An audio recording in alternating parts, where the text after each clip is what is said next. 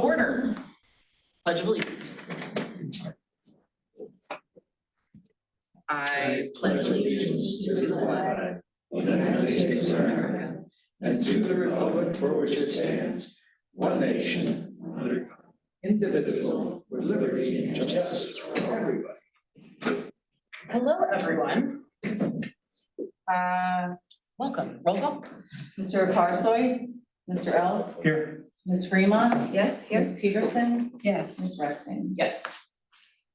Additional items to the agenda. Oh, we need to announce that we had an executive session. Correct, to discuss litigation matters. Okay. There are no additional items. There's no public forum, so we'll move on to old business. Vice chair. Who's doing vice chair? All right, I do. go ahead. All right. So old business. There is no old business. New business. Just one through here. Okay, so I guess it's issue 7.1, the budget workshop. So we have the presentation of the budget. So if you want to come forward, you want to start your presentation? Or where are you gonna do it from? I guess the podium. Give me 1 second, I'll get the, feel free, John, I'm sure even.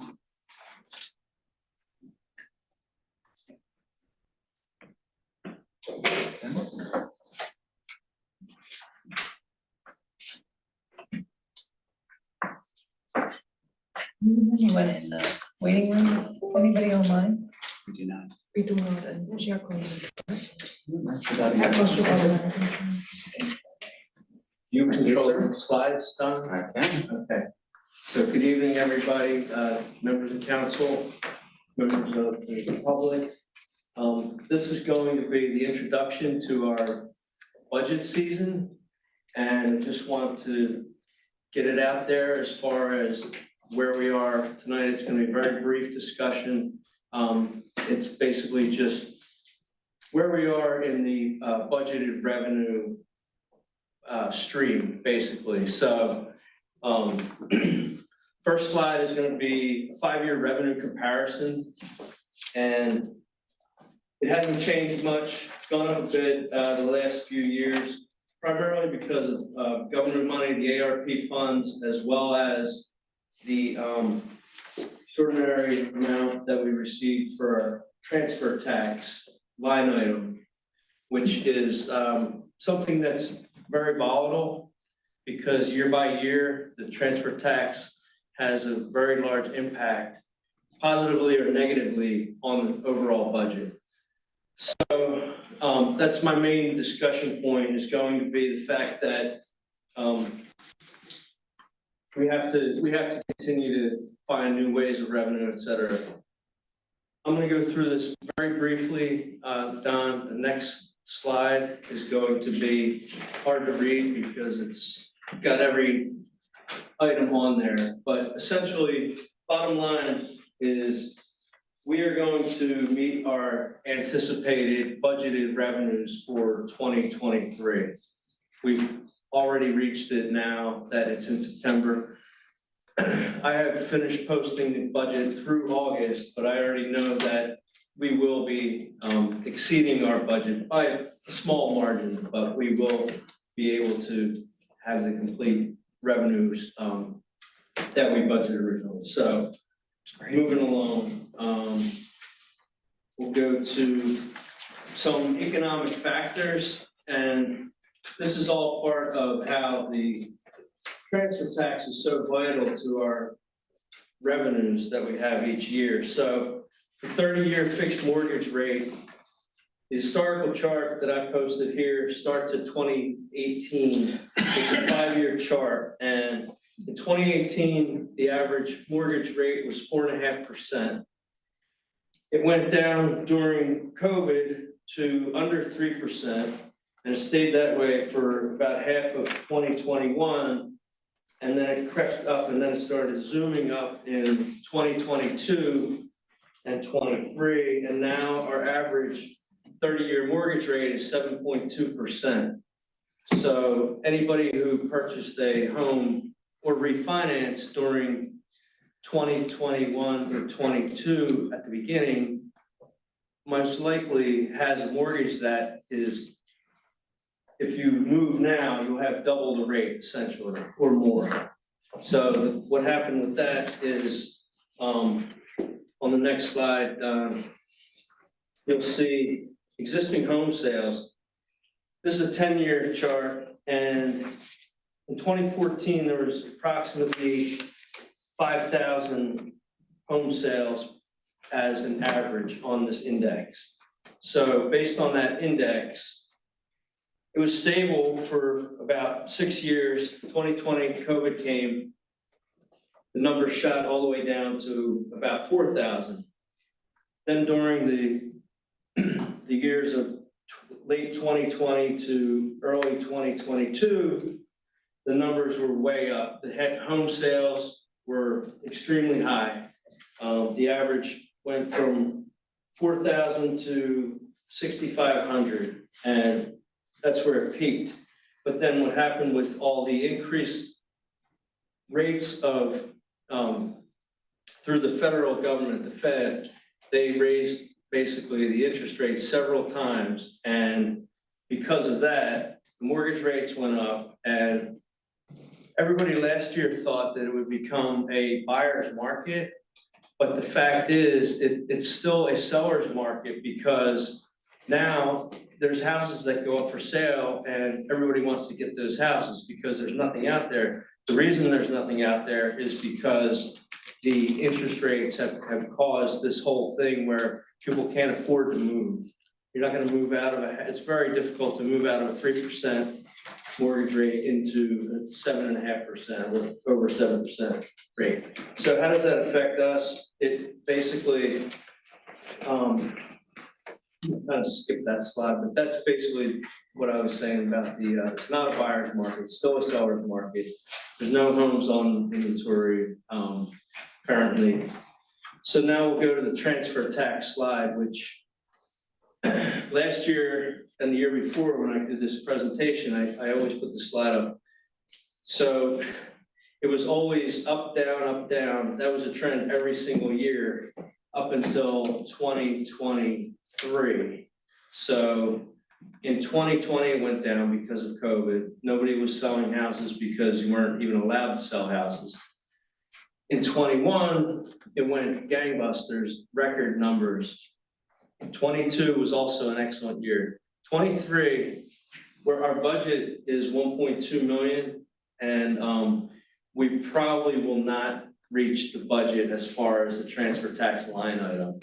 So it's kind of a warning shot that, you know, we're okay for 23, but for 24, it's going to be an interesting time to really see where we're going to be. And again, transfer tax is not unique, but it is something that Upper Providence has always had a very high rate of 2.5%. And that's kind of something that they enjoyed some great years, and in the down years, it hurts. So it's very volatile, but I feel like, you know, it's gonna be, I think it's gonna be stable, but we just don't know. It's very unpredictable. So we're gonna have to take that into consideration. Yes. Is this year to date or is this projected? That is projected.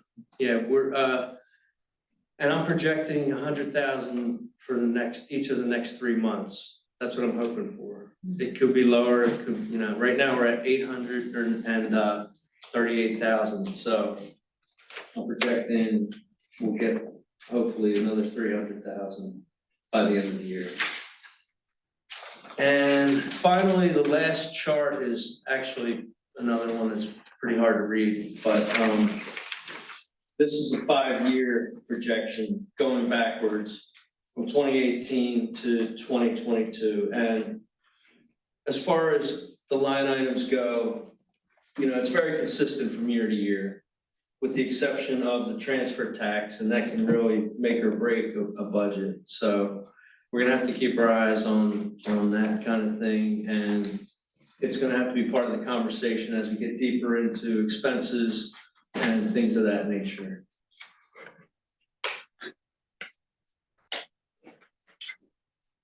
Thank you, Joe. Thank you. Any questions from council? Just some general questions. Sure. So in the numbers that you were presenting, that the one thing I think that people should be aware of is that we had some numbers coming in from the federal government as far as our revenues, which we won't have going forward. Correct. Because I think there may be some, like, when you first look at those numbers, they may think that, our revenues are going up really high, but not realizing they're gonna trail off because we don't have those federal numbers in there. Absolutely. Do you know about how much that was per year? In those revenues? Yes, it was just over 500,000 for 2021 and 2022 each year. Okay, And we've spent approximately 550,000 out of the total. So we still have some money in that fund. But it's been allocated through council for different categories of, infrastructure, software, and what was the third one again? Infrastructure and parks. The parks, yes. all right, thank you. Anybody else? Yeah, as I'm just looking at this, I'm wondering, over the past few years, has there been any discussion about ways to sort of even that out if most of the revenue is based on property taxes and transfer taxes that fluctuate so greatly? Is there options for us to try to, from year to year, through carry forward funds? There or- are options that we can explore. I feel like we may not need to raise taxes this year, but it's certainly, if things come up that, once the ARPA money is cleaned out, by the end of 2024, you're supposed to allocate or have projects already in process or scheduled. So there are different things we can do. It's really not, I'm not at that level of detail right now in order to, Thank you. When you look at the trend of the transfer tax, there was a blip that went up. Was that just like the spring sellers market type thing, or? transfer tax, It wasn't a flat line all year. I'm not sure. These are year by year, so. The line graph, not the bar graph, sorry. Line graph was, there were two line graphs. There was, the home sales and the interest rates. So I'm not sure which one, but they're very similar as far as the trends. So there's existing home sales and then there's, interest rates. They kind of go hand in hand.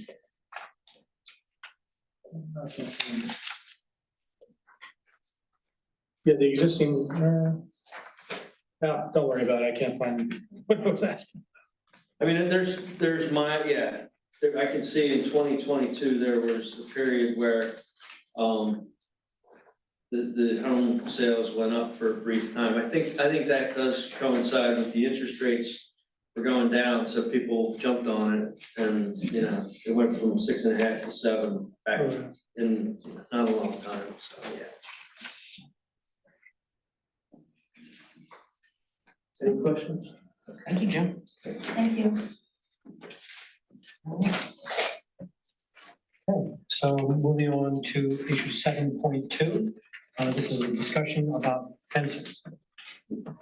Okay, we have, just in general, I know we've had some issues with fences in Upper Providence. There's an issue on State Road, an old State Road, and what's the street that comes in? Valley View, yes, yeah, I remember, boy, 100 times I've gone past that street. But there's a corner lot that is has plans to install a fence, and there have been some issues over the approval of those things. So in this particular situation, we had zoning which has approved, what exactly did zoning approve? An 8-foot fence along State Road. But only where the existing But fence from- is, right? Yeah, so if you're on that stretch, there's a telephone pole about 100 feet in to that property, and if you go by today, there's a stake there. That's the extent of the fence. that's the furthest west that fence planned to go. So, there were concerns raised at the last public meeting by a resident about that fence and whether it would interfere with sightlines for traffic. We had the township engineer go out and evaluate it. And he found that because it's terminating at that telephone pole, there won't be issues with traffic. It's PennDOT requires a 200-foot sight distance. And when they measured it out, they have actually over 400 feet of sight distance. Because the triangle at the tip of that property will remain unencumbered. So that's, I guess, good news, because that was a concern that the council shared when it was raised with them. Right, so, thank you very much. So we've looked at that particular fence issue. Still don't have a complete resolution of exactly how it's going, how the fence is going to be put in and whether it's going to be solid, completely solid or not. But we're moving forward on that. So I just want to bring that up to make sure that everybody understood we were looking at that issue. Is there anybody else with any other fence issues? No. No, great. Yeah, Okay. we've had a fence year, lots of fence talk. Okay, so issue 7.3, presentation on sustainability. And who do we have here for the presentation on sustainability? If you could state your name and for the record. And can we, okay. Brian O'Neill, and Pete Guerrero. I wasn't gonna try it. That's okay. Thank you for helping me out. Yeah. I think we have slides too, yeah, just great. Just 1 second to pop it up.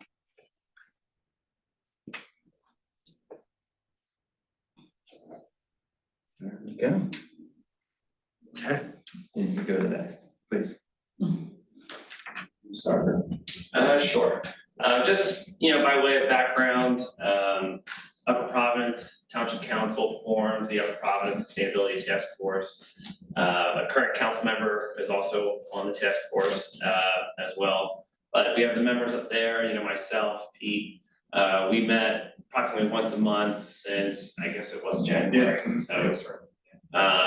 And, the original kind of goal was to look at what we have, think about, sort of reach goals, what we want to do, what we want to accomplish through a sustainability lens with the township, both through policy, any type of funding that's out there, and, what can we do with, the limited area that we have. And we kind of talked through that and went through a bunch of different exercises where we came up with, some general, I don't know if I want to call them recommendations, but in terms of, these are kind of the top things that we looked at that we thought, should be explored further. Yeah, I think it's important that we define sustainability. We've actually got it, it's not ready for publication yet. We've got a document together. I think we'll be sharing that soon once it's finalized. There is a definition of sustainability in the document. I think this is one of the things we'll want to do coming out of the commission. We've talked about education. I think we've got to educate the community on sustainability. Walt and I were having a conversation before anybody got here about, what is sustainability. It's a word that I think people hear a lot. And yet I don't think that there's a really widely accepted definition of it. I won't read the whole slide, but the thing that stood out to me in this definition, this is in the document, is it's a framework for helping to make decisions. And I think that's important to consider, is that sustainability, at least in my experience, and one of the things I've learned through participating in the task force, I don't think you should look at it as a bunch of projects, things that you do, as much as a way to look at the things that you're already doing to try to figure out, are there ways that we can do those things in a more sustainable manner.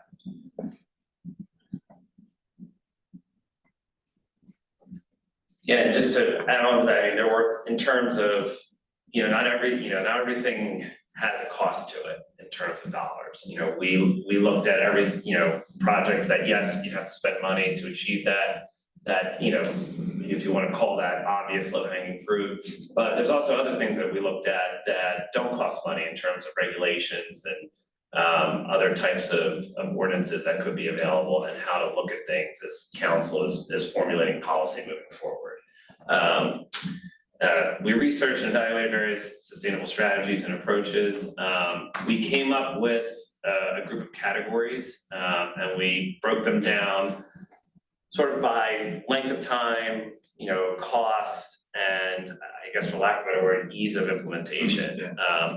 Obviously, a lot of the things when you do see the document, again, they're not recommendations, they're sort of kind of the collective group's ideas, but we tried to keep in mind that, Upper Providence is a township of 10,000 people in a county of 600,000. So, there's a lot of regional approaches that would need to be looked at, but these are sort of the categories that we looked at, as well as, again, they're not ranked, they're just kind of organized in terms of what can be done the fastest, how much would it cost, and what would need to be done from a township, policy board perspective from council. Yeah, and then we've got just a couple of slides here that just list the different items. As Brian said, we hesitate to call them recommendations. I think they're ideas, and hopefully you'll find some inspiration in them. Some of them are very practical, and as Brian said, some of them really don't have much of a cost associated. Some of them are very large, they would require a lot of time, a lot of investment. But hopefully, again, if you think about what I said earlier, the idea that sustainability is something you want to build in and not bolt on to things, you'll get some ideas about the sorts of things that we might think about doing. The first item on there, single-use plastic, I think that's come up before. I'm sure that's something that's familiar to council already. And on the previous slide, you saw the categories, if you remember some of them, like zero waste and water. You'll see those things reflected in here as well. I think we've got about 24 or so of these.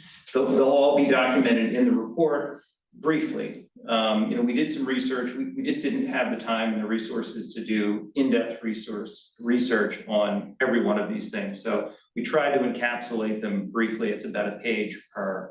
And a lot of them are going to require, if they end up being something that council's interested in, they'll end up probably requiring more research. And I'll use one as an example, composting, again, one that I'm sure has come up. There are different things that we could do to approach composting, and that would be the next step, is to try to figure out which approach would be right for us, if that's something that we would indeed want to do. And we also tried to look at, again, things that obviously fall in the sustainability category, but also that hopefully residents would see a tangible benefit from. So, obviously, anything that lowers, the cost burden on the township and is sustainable is obviously a win-win. So that's where kind of composting came into play. How does that reduce tonnage in terms of costs and hauling and trash? LED streetlights is another example. Does that reduce costs for the township? We also looked at what do we have in our geographic area. We looked at we have a lot of great waterway infrastructure. We have park infrastructure. How can we make that more sustainable, and in terms of, we kept getting this conversation of, is it sustainable or is it quality of life? And we kind of landed on, they go hand in hand. Sidewalks came up a lot. Is a sidewalk really a sustainability issue? And my view is, if you're going to walk somewhere instead of drive somewhere, I think it falls in that category, and it's something tangible that the residents, all seem to want and, can see, touch, and feel and use. So again, we try to put all that in there, and obviously in areas where we could do research and identify grant opportunities, we also put that in there because, everyone wants everything, but no one wants to pay for it. So, we tried to look at that as well. And that's how we sort of attacked it. Yeah. There's one more slide here that just lists the rest of the items. And one of the last ones on there, second to last, is sustainability workshops. I'm on the Environmental Commission. One of the things we talk about a lot on the Environmental Commission is ideas about educating the community. And so I think that's one of the first things we probably want to try to do is to start to educate the community on, again, what sustainability means. What are some things you could do individually if you wanted to pursue sustainability. Yeah, one of the things on that, I definitely learned on it is that goes both ways. You know, there's a lot of people with a lot of different expertise in the township, and especially on this task force, and they bring a lot to the table. There's a lot of knowledge that was brought to the table that, you know, I didn't know hardly anything about, that is good to learn. And, you know, if you start putting that education out there, hopefully it would get them back, and someone will raise their hand and say, well, have you looked at this? You can, you know, there's money out there for this if the township's interested. And it's more of an engagement, I think, you know, when you look at the education, because like I said, I think it goes both ways for sure. At least we learned that in our meetings. Yeah, absolutely. Thank you. Thank you so much for all of your efforts and for presenting. And I just want to add one piece that this also kind of overlays what the county's been working on with their solid waste and sustainability plans. And we've been sitting, well, Don's been sitting on that. Mr. Rima has always been sitting on that. So thank you both, Brian and Pete, for all of your work and for your presentation. And we'll open this document up for public comment when we get our final draft. So we'll be able to get some of that feedback that you mentioned. Thank you. Thank you. Thank you very much. All right. Okay, issue 7.4, discussion of Ray Roche Park improvements. Mr. Beam is only going to kick us off on that. Of course. As council is aware, we were fortunate enough to receive a DCED grant earlier this year at $424,000 for improvements to Ray Roche Park, which is located directly behind the township complex. Working with the engineer, we were able to put together a rendering about how potentially the township would be able to improve facilities at that park. Went back and forth. This is the most recent and update to the rendering, and be happy to discuss that. I know council has a chance to review it. Wanted to present it here tonight to the public as well, and then talk about next steps. Go into some of the details of the rendering, if that would be appropriate. That'd be great. Thank you.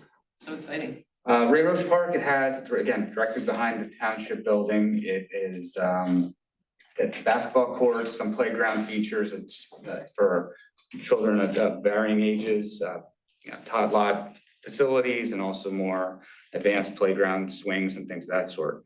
Also has a great deal of green space. Working with the engineer, we wanted to incorporate all the available space with new playground equipment. Some of the examples can be seen on the side of the rendering. Several years ago, the township, of course, acquired some green space at the northwest section of First Avenue. This was included on and proposed to put a small tot lot in that area. Currently, it is just vacant space. It's not utilized for anything other than that, and this would be an opportunity to expand the park towards that section. We would improve ADA access along First Avenue with a ADA compliant access points here. There would be an installation of a walkway. This is something that we received comments from the public in advance, that being able to navigate the park would be a desirable feature with any improvements. So the walkway would go around the park. There is an existing walkway, here, that connects and runs directly through the center of the park, I think First Ave to Sandy Bank. I have a question. When we put in that ADA accessibility, does that have any, I know when we've had discussions around the stop signs and speeding, that will have an impact, right? It will. Okay. Yes. Yes, that's a really good point. The ADA access, and this was a big component of the application, is trying to make the playground more ADA accessible. So we would install an ADA compliant ramp along the Sandy Bank entrance of the park. This would be a series of ramps that would go up. It is a steep grade there, so it would require some grading work in order to make that compliant. Currently, there's steps entering the park, a few. We would want to make that access point available. To your point, Dr. Rexing, the crosswalk, it's a mid-block crosswalk on Sandy Bank. Currently, there is sidewalk running on the southern side of Sandy Bank. That would need to be made on both entrance and exit of the ramp would have to be ADA compliant to cross. And that would also require a stop sign at that location. I know, So that gets to some residents' concerns around speeding, which is, we've had many people in here talking about. I believe at the July meeting, Yeah. council authorized our township engineer, Mr. Kelly, to begin that study for the stop sign there in advance of, installing the ramp. There would also be a new court paving for the basketball court. There is existing playground features in the park that were put in about 10, 15 years ago. After inspecting the playground equipment, it's in good repair. Wanted to incorporate that in the design to save be able to spread the cost of the grant around a little bit. So we would keep the existing newer playground equipment and review the other equipment that would be replaced, potentially relocating it if it can be improved to other areas of the township, or if it's been there for several decades, it may be past its useful life. Will there be new signage? Because I know residents have been surprised that that is one of our parks. They think it's part of the Walden School. So will there be clear signage that it's Upper Providence, it's for everybody to use? That was incorporated in the grant, was improved signage as well. Also, benches, picnic tables, seating areas that would also provide for ADA features. That was included in the grant also in the scope. Awesome. And next steps are opening it to the community to review or give some feedback? Yes, I know council has desired for public feedback through the process, so I know Ms. Watson, working with the Township Rec Board, has developed a survey, which would be able to, if council approves, launch immediately and start opening that public comment period for approximately a month. And the other item that, in order to facilitate in-person public comment, council has desired an open house. And there's been the idea floated of having that in the park, which I think would be very useful. We would request large blow-ups of this design, and put it out on the park, allow residents to come view. I think it's easier to see what's on paper and then look over and see the actual features of the park. So I would love to have an open house at some point. I know council mentioned during the public comment period. And really would want to hear from council if there was a desire, if it would be, weekday, evenings, during the week, during the weekend. What would be, we could start selecting some dates to advertise that. Yeah, that'd be great. I guess weeknight is probably better, early evening. Excellent. People, there's a lot of cross-pathing at their schools, so maybe parents then, It's getting dark earlier though, you have yeah, to keep yeah, that so in maybe like mind. 4 or 5. Yeah. Okay. All right. We'll look at what's available in terms of meeting schedules and try to pick a sunny night, sunny day, that is. And get that advertised and out. But it's exciting. I know that had a lot of questions come in from residents about the timing of this since it was announced. It's moving forward. Once we can get this approved and start getting the RFPs out for construction, it'll move very quickly. So. That's exciting. Thank you, Mr. Beam, as well. Great. Okay. Motion 7.5. To appoint Catherine Stairs from the 2nd District to fill the unexpired term of Timothy Schuler, with said term to expire on December 31st, 2024, at which time she will be eligible to be appointed to her first full term. Is there a second? Second. Mr. Ellis? Just say, is there any discussion? No? Okay. Yes. Ms. Fremont? Yes. Ms. Peterson? Yes. Ms. Rexon? Yes. Motion 7.6, to approve resolution 2023-27 to authorize the township manager to apply to participate in Delco Greenways grant program for upgrades to Cherry Street Field. Is there a second? Second. I will, Discussion? just Yeah. quick, just general discussion about this. Mr. Remazal, could you explain the Greenways program and how that might relate to Cherry Street? Of course, yes, thank you. This is a county grant program. The township has applied in the past for this, through this program. Specifically, there was a grant application submitted last year for Cherry Street Park. Unfortunately, we're not selected. It's a very competitive grant program. We were not selected, but in working with county officials, reworked the application to a point where I think, hopefully, this year it will be approved. This would be for a planning and design grant. The proposed construction improvements at Cherry Street would be quite expensive. If we're eligible to receive this application, this fund, and design the program, it will allow us to go after much larger pools of funds through state and other resources. So it would be very helpful to receive this grant. A component of the grant program, and last year when we submitted it, we did not submit a match associated with the grant. It is not a requirement to apply, although I believe it would assist to show that the township is committed to moving this project forward. It may be a benefit, and We'll set aside ARPA funds for parks. So can we allot some of that for this? absolutely. I think that'd be extremely What would helpful. you recommend? The application I'm preparing has a $75,000 ask for the planning and design. I think if the township would be willing to set aside, I believe we have about 200,000 in ARPA that was allocated at the last month for park improvements. If it say 25%, so 25,000, I think would go a long way to help support approval. Is that something that we need to approve as a board, or you just need feedback, or? In terms of submitting the application, this would be more, if we are approved, it would be, a commitment essentially through the resolution that it would be, the township would be willing to put up those funds through the application. So really, I just need direction from council in order to click submit on the grant application with 25,000. And if we're not approved, unfortunately not approved for the fund, we would not be, that the ARPA funds could go towards another park improvement project in the township.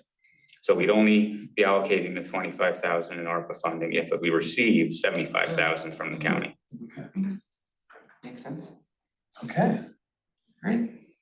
Do we have to change what the resolution is, or we can just?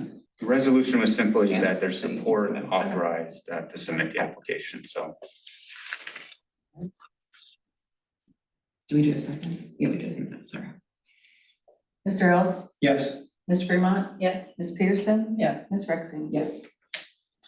Motion 7.7, to accept the resignation of Mike Gress from the 5th District, said term to expire on December 31st, 2026. This doesn't say what he's, the resignation from. Recreation Board. Thank you. Is there a second? Second? Any discussion? I know Mr. Gress had a lot of commitments with small children, so he had expressed missing a couple meetings and feeling like he couldn't fulfill. But I would like to thank him for stepping up and helping out when he was here. Mr. Ellis, Yes. Ms. Fremont, Yes. Ms. Peterson, Yes. Ms. Rexing. Yes. And we're done, adjourned. Close our business meeting, and then do I gavel us back in for committees? Yeah. Open our committee meetings. I just like hitting that. I'm happy that this was the night I get to do that. So we're gonna open our committees meeting, and the first one is our administrative committee, which we're all on. So any updates from there? I don't see anything. The only mention I've mentioned to council is the office improvements are going forward well. That's great. Yeah. Open sharp. All right, community development, which is my committee. So sadly, we were washed out this year on Community Day, and I would really like to thank Kim McCloskey for once again just like keeping us moving forward. And we're just gonna keep moving into 2024. So we're working on a date, right? Yes, we're gonna pick a date by the end of this year Okay, for perfect. next year. Perfect, and we'll just get everyone excited. There was a lot of excitement for this year. Everyone understood that we were washed out. The entire Eastern Seaboard was, which was a big bummer. But good news is we get to keep our race. So updates on that one. Yeah, our race is gonna be October 28th. We got the shirts, so we're gonna use them, and it's gonna be a great day that day. It's gonna be beautiful. And there's still time to sign up and run Or run. or walk. Will folks have to re-register for this new date? The registration, Okay. if those registered for the 23rd, it'll roll over to the 28th. That's been updated on the run sign up Okay. website. And it's still, anyone interested that was busy on the 23rd is welcome to come on out, sign up and run or walk. Yeah, run or walk, 1 mile walk, 5K run, and maybe some extra surprises, so. And I also want to say about Community Day, no one really asked for a refund. All our sponsors and donors are good for next year. The restaurants we refunded, and only a handful of vendors wanted their money back, but everybody's eager and ready for next year. I think that speaks highly of how great last year went, how well the communications and organization, so thank you, Ms. McCluskey, for all of that. Yeah, thank you. Here. Thanks. It is, but you keep us moving forward, so thank you so much. And then we spoke with PennDOT for the Palmer's Mill sidewalk discussions, and they gave us some ideas of how to proceed with walkability and safety and biking. And so we're gonna keep that moving forward, which rolls into ideas around a transportation task force, kind of coming out of the sustainability group and thinking about walkability, bikeability. There's been a lot of talk over the years in the township around sidewalks, bike paths, trails, and so kind of thinking about that as we move forward in the 21st century. So more to come on that probably in the new year. And that's it from community development. Fiscal committee. Fiscal, we just had the 2023 township budget presentation.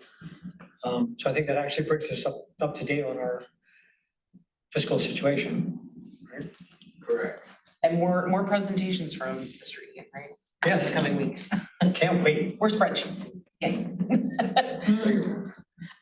Public safety. All right, so with respect to the Rose Tree Fire Company, the new apparatus is still on target for November, December 2024. 2024? It feels closer than it is. I guess before we have to commit to supporting the cost of half of the truck. So we're gonna probably need to start talking in the next 6 months or so. We need some lead time in order to figure out how we're gonna do that financing, so look forward to those discussions. Media EMS, we are gonna have to consider EMS this year with respect to increasing the amount of funding that we are required to keep them up and running and funded in 2024. It's a statewide issue. It's a service that the state requires us to provide as a municipality. So it's our responsibility to fund that resource, and that service. And so that's gonna have an impact on some of our budget discussions for 2024 as well, because what we gave them last year will not be enough to keep them afloat in 2024. We have a new police vehicle that's currently being fitted out. We're hoping that that'll get into service in the next 2 weeks. And one of the biggest things that we're excited to talk about is the Upper Providence Township Police body worn cameras. So they were purchased through a $178,000 grant that the township received earlier this year through the Pennsylvania Commission on Crime and Delinquency. It offers the ability for the officers to record potential enforcement infractions with the public, such as traffic stops and responding to 911. So it puts the police on equal footing with our community members who have the ability to videotape the police. Now the police have that same, so everybody's on the same footing with respect to being able to video an event. This video is saved and backed up on the cloud and can be used as evidence in the event there is enforcement that's required. And the police officers have now been trained on the use of them. There'll be enough so that when one shift comes in, one shift comes off, that they'll always be charged and ready for use. And this basically brings us in line with other townships in our area who have done the same thing. So neighboring communities that do this, Media, Nether Providence, and Marple. So we'll be in that crew. And when does this start again? Now, so they've been trained on it. Do we have a rollout to the community or their social media blasts, or how are we informing them? Oh, we should do a video. Can we do a video of me on the police cam, like, hey? It's, I attended the first training for the officers this morning. There's a follow-up for the site next shift tomorrow morning.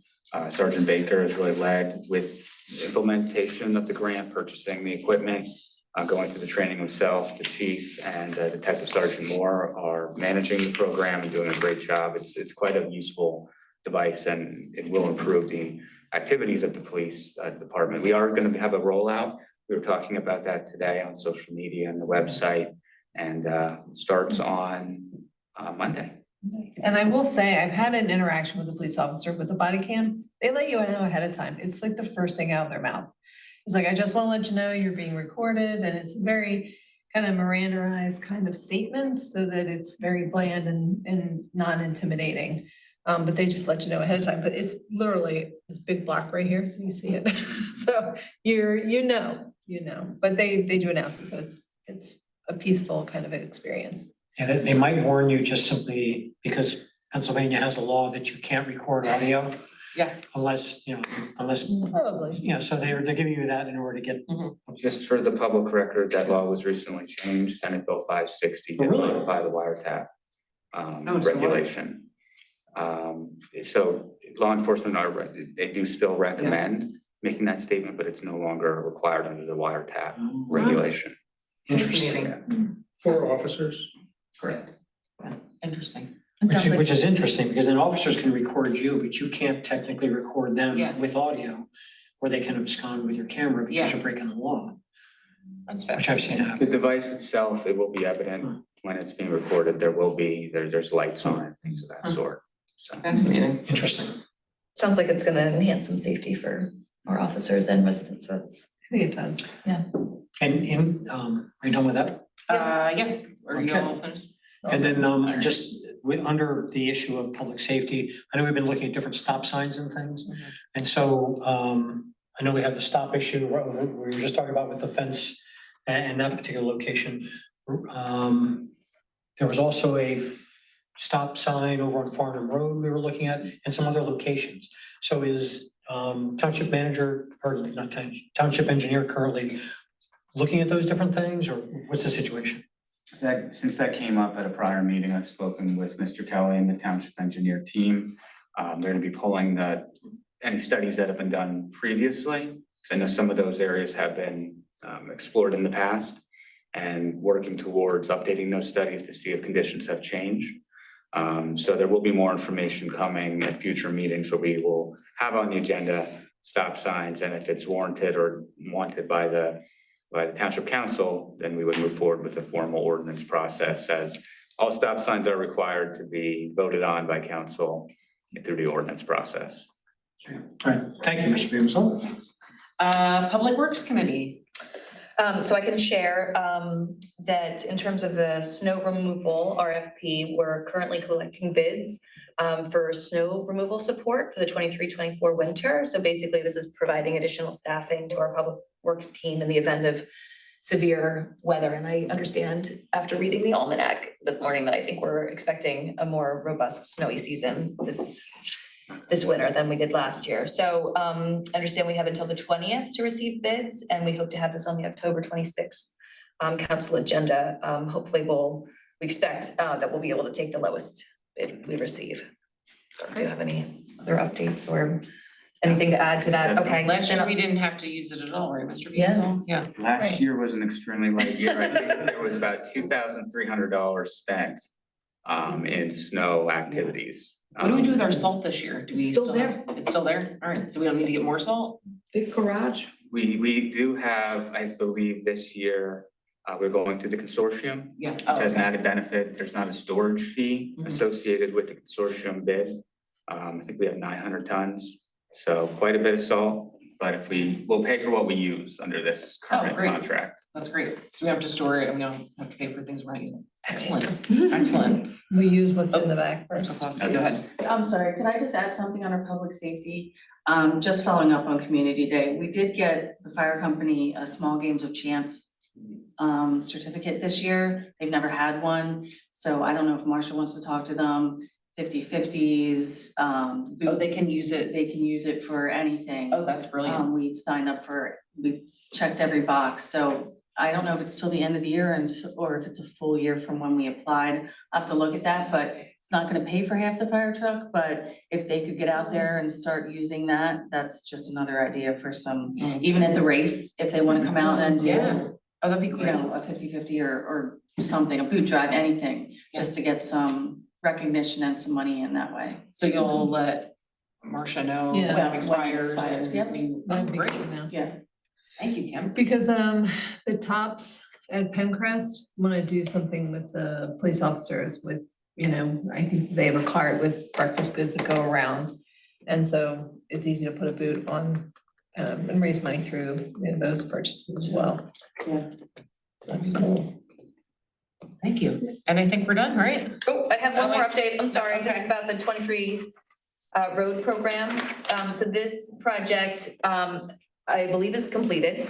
It was over $600,000 worth of funding to support road updates around the township. There were about 9 roads, is that right? That were selected in particular because some of the work that Aqua has done has disrupted the pavement on these particular roads. And the project included paving the full road, so they're nice and beautiful, they have slow paint written on them, and a couple of them are in the 5th district, and they are beautiful, I like them, so it's great work. Awesome. Thank you, everyone. Thank you. Have a good night.